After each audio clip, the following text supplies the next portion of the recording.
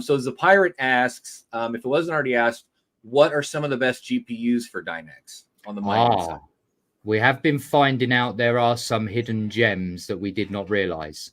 SRB recently updated their software to give more performance to a Vega and a Radeon 7.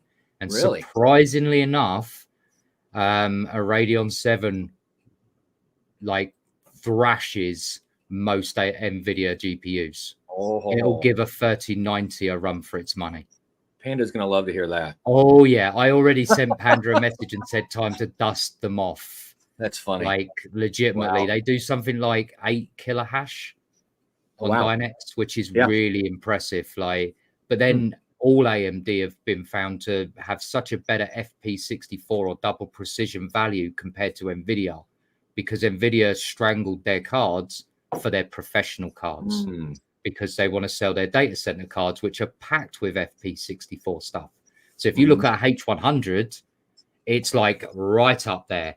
But you look at the equivalent card for the consumer, which would be like a 4090, right? It's 1/3 of what the H100 has, if not more. And it's so they just nerfed it themselves. And I think that's a business decision for their data center and compute units, personally. That's probably a business decision from NVIDIA at that point. But AMD, they don't really have a massive, huge data center market for their GPU side, right?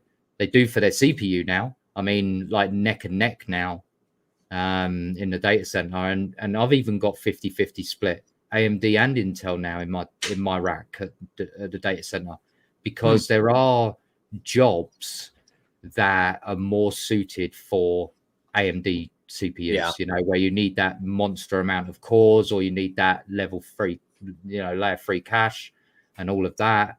Like, all of that takes into regard. So, I mean, but their data center cards are not there yet with AMD. So they pack their double precision on their consumer cards. Well, this is really crazy, right?